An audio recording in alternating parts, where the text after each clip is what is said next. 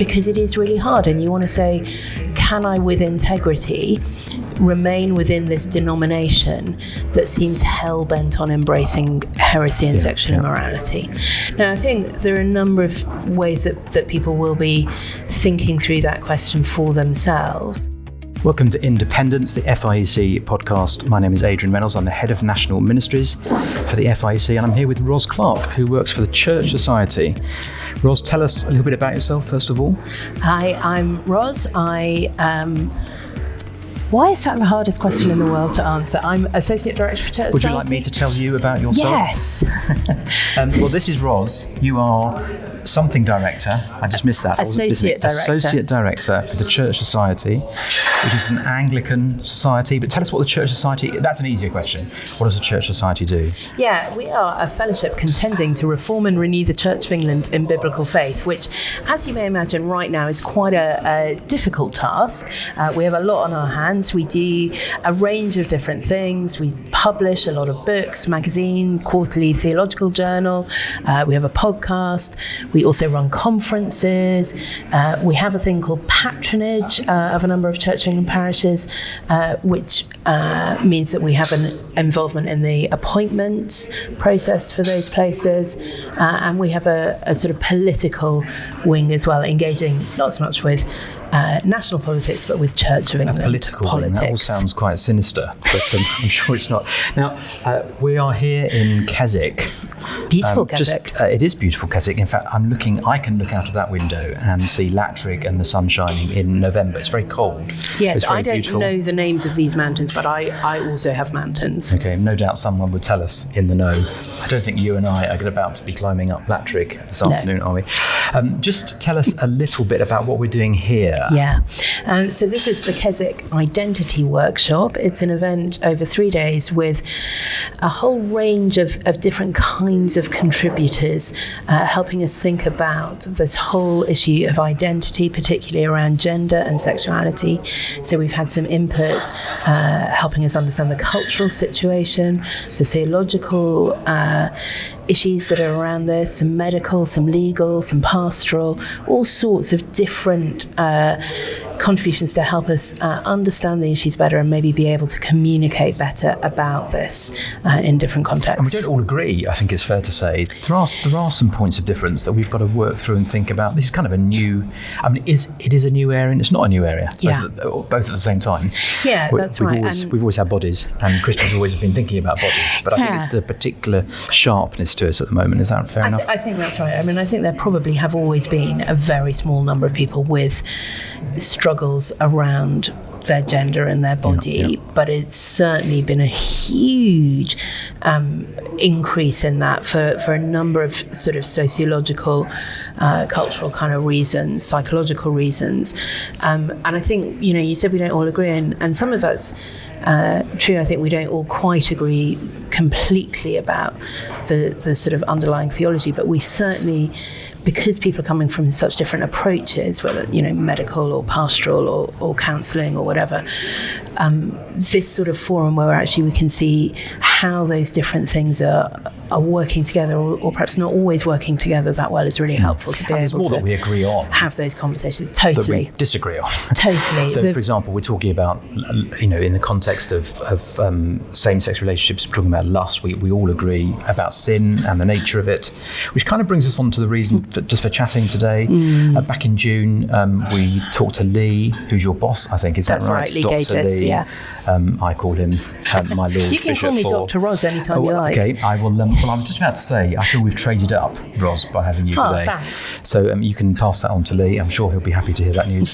So we had a little update on the Church of England. There was a vote that had not long happened in Synod. You're a member of the General Synod, actually. I am a member of the General Synod, yes. There's obviously been another vote. Yes. So without getting bogged down in Anglican politics, or indeed canon law, which just leaves me slightly cold. I think it relieves most people slightly cold. It does. We're very fortunate to have some people who really properly understand that stuff. Indeed, yeah. Well, we want to ask you, and this is really a podcast obviously for FIEC leaders, other independent church leaders listening to it. We want to know, A, what's going on, and B, how we can pray and support ministry mates. And also I've got some kind of slightly awkward questions that I feel that I can ask you. Yeah. I know you a little bit, and you've said you'll be willing to answer, which perhaps some of our listeners will feel, I can't ask my vicar down the road that. He's bruised and battered, I can see that. Yeah. So I don't want to kick him while he's down and ask him difficult questions. Worse. So I'm going to ask him some difficult questions. Great. Well, should we start with what's happened? Let's start with the synod. Yeah. Let's go for it. So as you may remember, in February, General Synod voted for a motion, the motions themselves are so vague. Yes, when you read them, you think, actually, what has been voted for? I'm never quite sure. Absolutely. So in February, it was basically... Is that part of the course in terms of motions? It can be, but it is one of the issues is whether it's the right kind of motion for this sort of thing under canon law, which I won't go into. Thank but anyway, you. Bless you for in February, we basically said to the bishops who had produced these prayers to bless same-sex relationships, that's great, but you'll need to, have a go at sort of revising it, and some bits are not very clear, and also it will need to come with pastoral guidance on how and when these are to be used, which is obviously very important in understanding what something means is the context in which it is supposed to be applied. So a lot of the prayers, in fact, are just taken from our common worship marriage service. Right. In the context of marriage service, completely fine. In the context of a same-sex blessing, less so. So they were supposed to produce that, and they were also going to do some work on what they call pastoral reassurance, which is to say, for those of us who don't welcome the prayers of love and faith, who won't be performing these things in our churches, how will we be reassured that we can still continue in our ministry, that we'll have appropriate episcopal oversight from our bishops, and so on. So they were supposed to do all of that by July. They didn't. In July, we were told they would do it all by... You say they were supposed to do that? The bishops.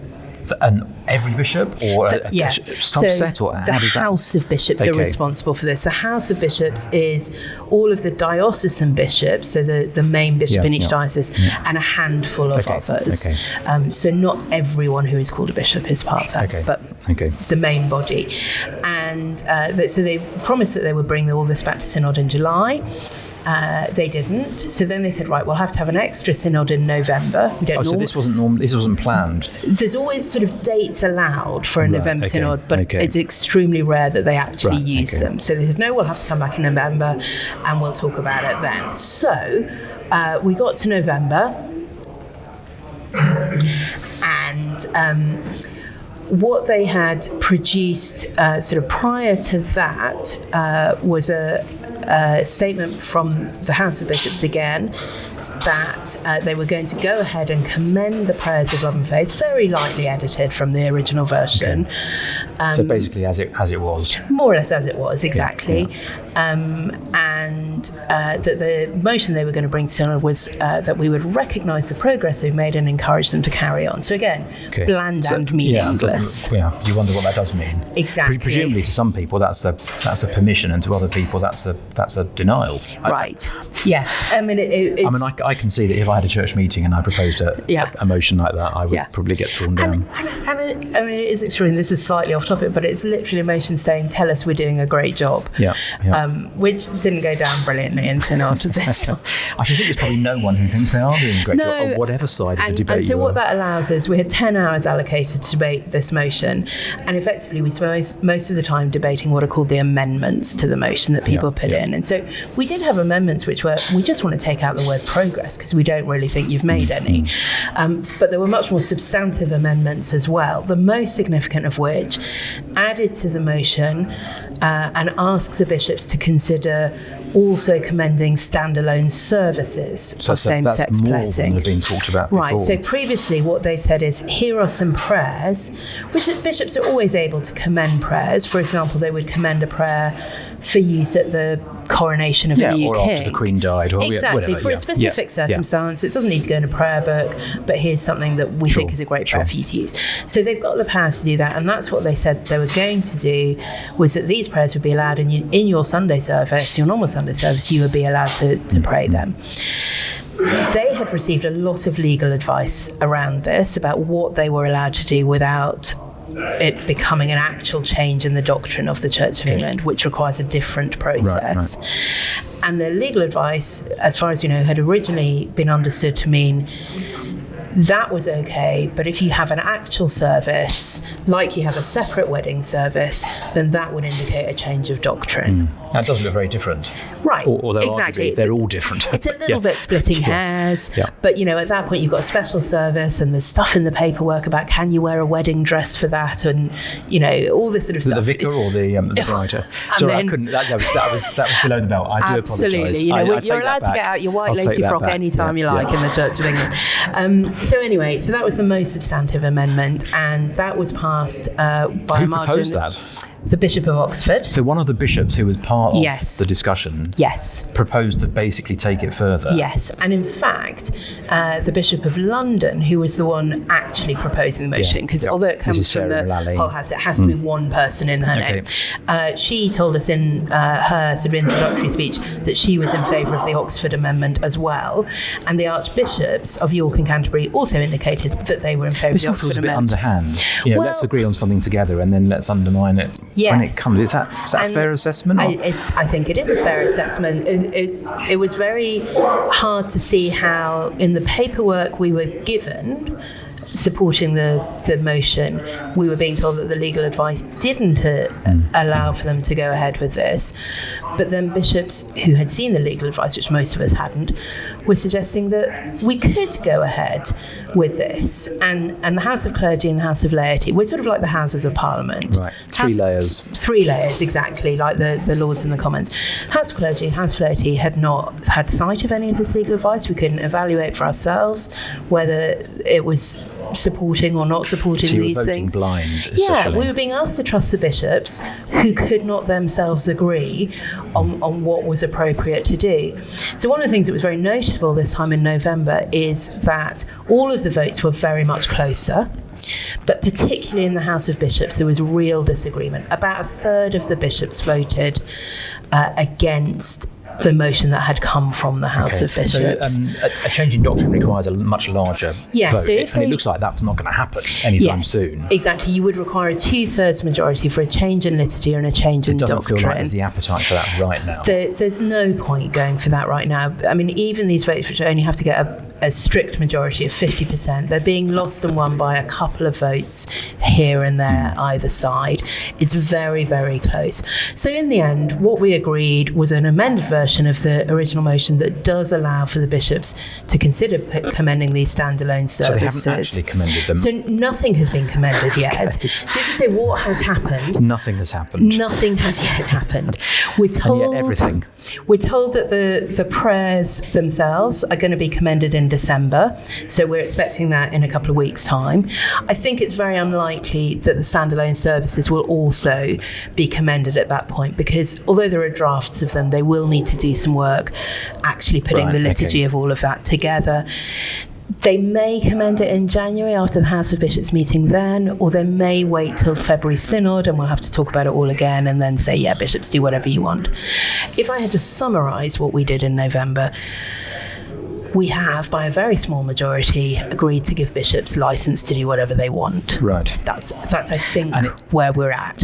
Is it unfair to invoke the slippery slope argument? I mean, it does feel like it's always difficult to go back on things, isn't it? It's very difficult to go back on things. So one of the things that would, I think, that we have been told, and I think would have to happen at some point, is that the standalone services could only really be commended under an experimental rubric, and at some point would have to have formal agreement.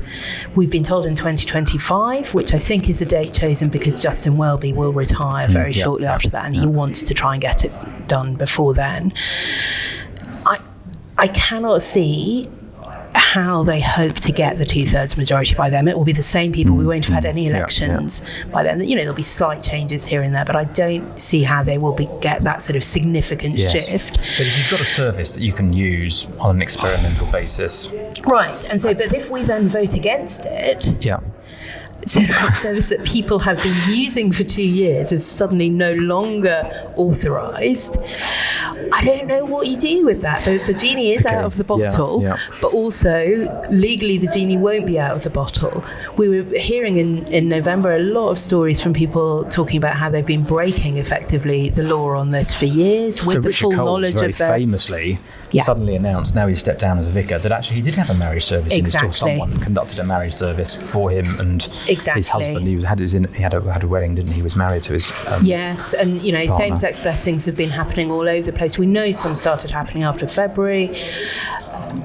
I don't know, but I think it will be fair to say it'll be chaos. Right. Yeah, just in case people are still listening, that may not be the case, and slightly overwhelmed with canon law. Quick fire questions. Aren't the Liberals doing this anyway? A lot of them. Not all of them. Some have real integrity, but a lot of them are. Okay. So they, those who are really pursuing an agenda for the Church of England to conduct same-sex weddings, which would require a change in the law. It would, yes. That's a UK law, not just church law. Yeah. So those who are pursuing this, are they disappointed by what's happened, or do they just see it as another stepping stone along the way? Jane Ozanne sounds as though she's thrown the toys out the pram a little bit. But. Well, she has. Jane Ozanne is a law unto herself, I think. But yes, people are really, really cross. And I think not without reason. I think a lot of people thought in February it was all done and dusted. And they are very frustrated, very cross that actually... There's been a bit of can kicking. There's been a lot of can kicking that actually... it has been restated. The doctrine of the Church of England on marriage has not changed, and therefore sex is still only appropriate within heterosexual marriage. So, I don't really know who would want a service of blessing on their relationship on condition that they understand that their relationship is a sinful or celibate. Exactly. I don't really know who's crying out for that. No. So there's a lot of sort of double-facedness, I think, having to go on. Okay, second quick fire question. I thought Welby was an evangelical. What's going on? Yes. There? He certainly was converted in an evangelical sort of stable, was involved at HTB for many years.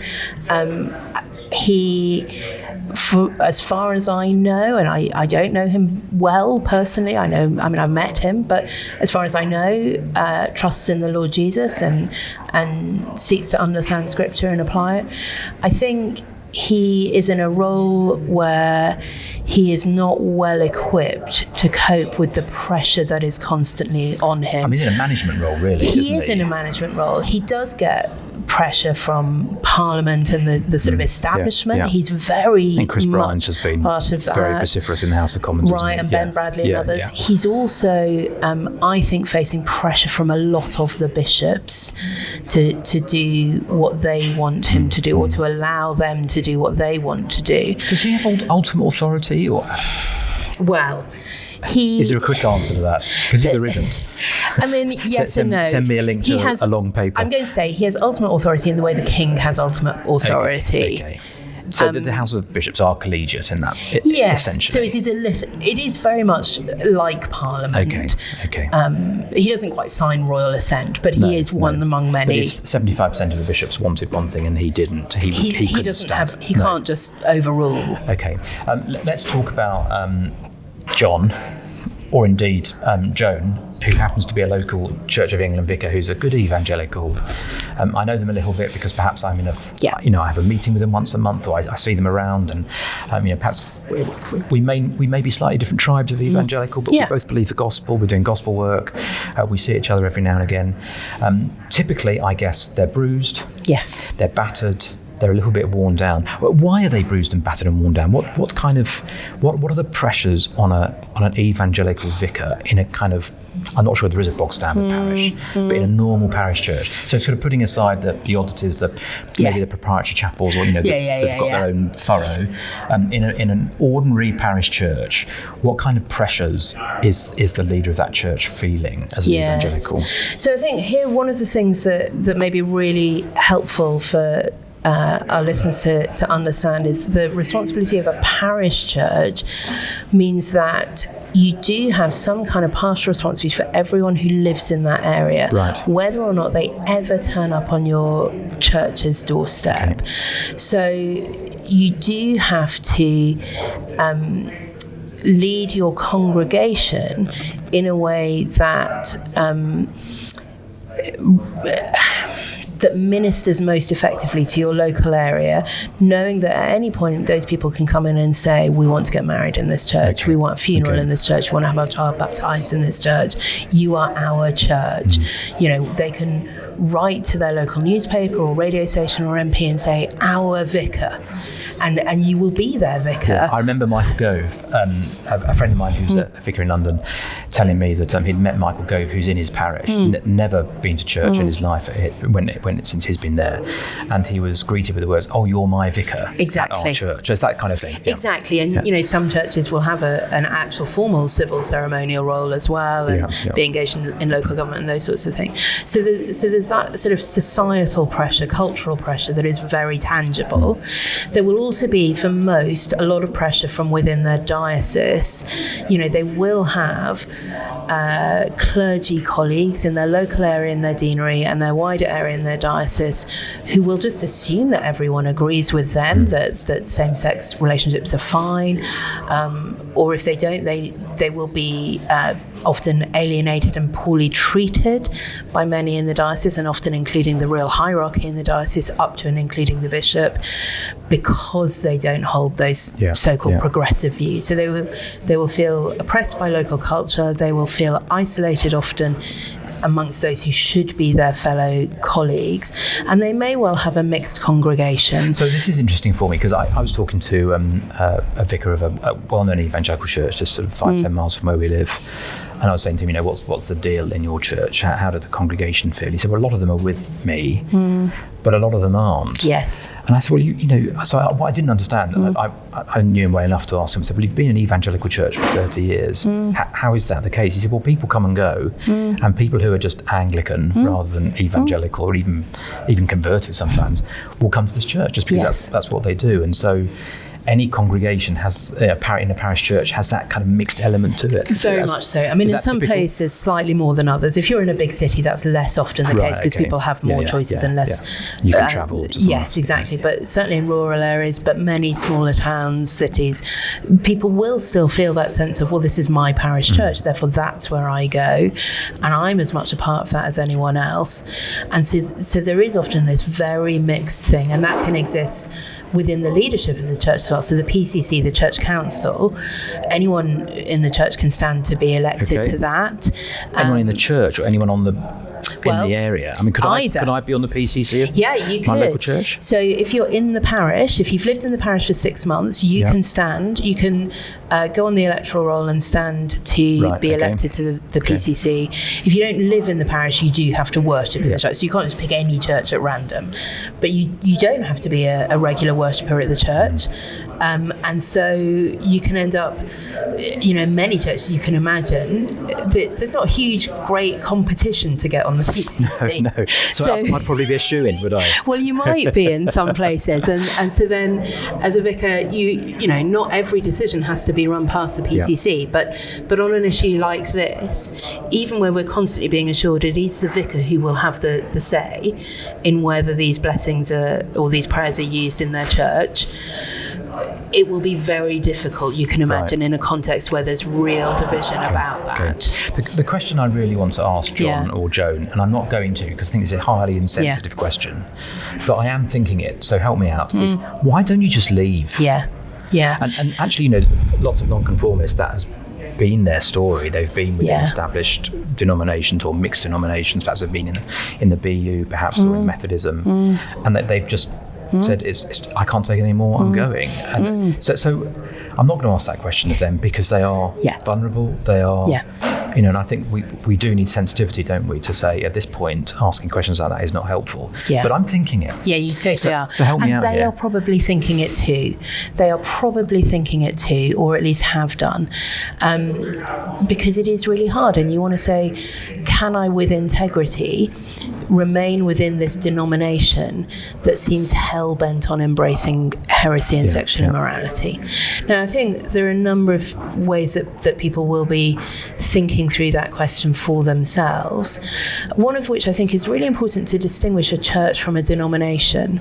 So your local church is your church. Yes, this is music to my ears, as you know. I'm sure. And, if your local church is a place where the gospel is taught, where the Bible is proclaimed faithfully, where truth is upheld, that is your local church, and you are not in a heretical church. Yeah. Do you still want to be associated with people in a denomination that is at best very mixed?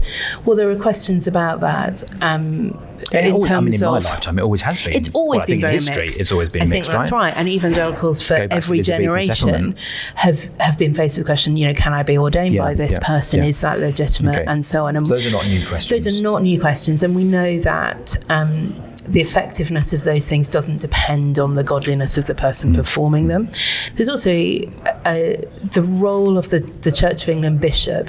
Those of us who believe in bishops know that the role of the Church of England bishop is very, very, I just had to get that in, because Lee Gatis once said to me, when I said I believe in baptism, he said, so did I. So I'm just getting in. I believe in bishops good. Too. I'm glad to hear it, Adrian. But the role of the Church of England bishop is very, very different from what it was in, first century creed. And a lot of it is around what we would think of as temporal issues. It's they're the person responsible ultimately for safeguarding, for finance. Maybe that's an extreme. Jensen says, they're just administrators. Yes. Well, they're a little bit more than that. They are more than that. So they do have a spiritual role as well. But you can certainly distinguish quite a lot of their job as something that, in a secular job, you wouldn't care whether it was Christian or not, who was having that sort of oversight for you. Where there is that level of spiritual oversight, that's where a lot of the questions are at the moment, whether there are ways of providing alternative to your diocesan bishop, and CEC, the Church of England Evangelical Council, have already announced that they are beginning informal programs of offering that kind of episcopal oversight. And that almost sounds like, this is going to be a different church down the road. Is that preparing the way for that? That's not, I think, what anyone is aiming for. No. I would love it if all the Liberals decided that they left and formed their own church elsewhere. Looks unlikely. It does look unlikely, but, we are the historic Church of England. It is historically evangelical, reformed, Protestant. Let's try and cling on to that if we can. So anyway, I'm losing my sense of where I'm going, but there are lots of arguments around this. So one of those is what is the denominational link? And actually, there's quite a lot of that I might feel very comfortable holding on to, even if there's some that I'm trying to work out the way. And that's because these days, I think it's fair to say almost every evangelical Anglican I know is properly convinced Episcopal. Yeah, you would have gone otherwise, wouldn't you? I think that's right. I think it's fair to say 20 maybe years unless you're ago, near retirement, maybe there might be some exactly. There were one or two, I'm sure, but 20 years ago, I think there probably were quite a lot who were fundamentally Congregationalists or Presbyterians or whatever, but ended up in the Anglican Church. Exactly. Is really what you meant to say. But many of those have left already, and why wouldn't you, actually? So people are saying because they're convinced about Anglicanism as the way of church government. But also, here's the thing. If you're a minister listening to this and you have responsibility for the congregation, you have that responsibility under the Lord Jesus. If you're an Anglican vicar, you have made promises to God to care for that flock. Yes, it's a big thing to walk away from that. It's a big thing to walk away from that. And yes, you have made promises of canonical obedience to your bishop. That is a promise of obedience in all things lawful and honest. You may not have understood all the stuff that we were discussing earlier, but I think it's fair to say there are big questions about whether it's either lawful or honest. Okay. And so we might look at the. We're running out of time. So I'm just going to press to speed you up. We might look at the overall landscape, and we might, know the story of Melvin. Yeah. Now departed in glory, Melvin Tinker, who basically crossed the roads, took his whole congregation with him. Is it fair to say most vicars are not in a position to be able to do that? Right, so there are practical reasons as well, exactly. If you're in the Church of England, you will have a church building, a vicarage, pension. You may well have a curate with a curate's house. There's a lot of financial and practical things. So we can't just look at one situation and say, oh, well, you could do that and you could do that. It's more complicated than that. It's much more complicated than that. And again, that comes back to the mixed congregation as well. Even those in churches, as you say, with been long evangelical heritage, there's no saying that if the vicar were to say, I think I need to leave in all good conscience, that the rest of the congregation would go with him. Some might, many wouldn't. Who's then going to minister to those, and so on. Last couple of minutes, and it is the last couple of minutes. How can I encourage my local ministry mate? I'm thinking, it feels a bit like, just don't mention the war. But actually, that's not how I would approach any other pastoral situation in church. No. So how do I encourage someone who is bruised and battered and feeling torn about it all? So let them know that you're praying for him.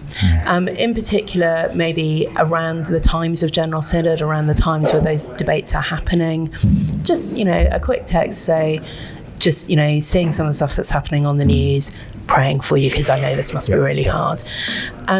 If he wants to talk, would you like to go out for a beer, mate, or go for a coffee or whatever? How are you bearing up under this? Just being pastoral to the pastor. Go for a sherry. I thought it was going to be. It could be. But very unfair, isn't it? If a bishop were doing his bishoping job of pastoring the pastors, that would be fabulous. But in the best, that's probably not happening. So your pastor, your local evangelical vicar, may well love just someone says, look, just it won't go any further, but if you need someone to just sound off about, which is interesting, we've been thinking here about listening, and good listening and the power of good listening, and actually that applies, we've been thinking about it in terms of pastoral relationships, but it's equally true in terms of any relationship, peer-to-peer relationships. We can be good listeners, can't we? Exactly. I can be a good listener to my ministry mates, and I should be. And to have someone outside of the congregation can often be very valuable in that. And the other thing I would say, most vicars, they desperately want to get on with evangelism and discipleship. They don't want to spend all their time thinking about this issue. So if you can find any ways to encourage them in that, to do evangelism together or whatever it is, or just, let's chat about how are you going to use Easter this year and what might we, or whatever it is. Just encourage him in normal ministry or her in normal everyday ministry, because that's what they will really want to be focusing on anyway. That's something that everyone can do. Ros, thank you so much. I hope we haven't lost too many of you. At one level, it's fascinating. Another level, it's depressing. And another level, we think actually the gospel is bigger than all of this. Absolutely. And that's our great hope, isn't it? That the power of the gospel to transform lives is unchanged and cannot be diminished by these things that are going on. If people do want to understand a bit more about this, we have a series of 5 recent episodes of the Church Society podcast. What is the Church of England? How does it work? How does it change? What's gone wrong? Those kind of questions. So there's a bit more detail on that. Yes. Ros, thanks so much for joining us. This has been Independence. Thank you for being with us. If you've enjoyed the podcast, do rate and review us. Helps other people find us, and we'll catch up with you soon. Thank you so much for having me.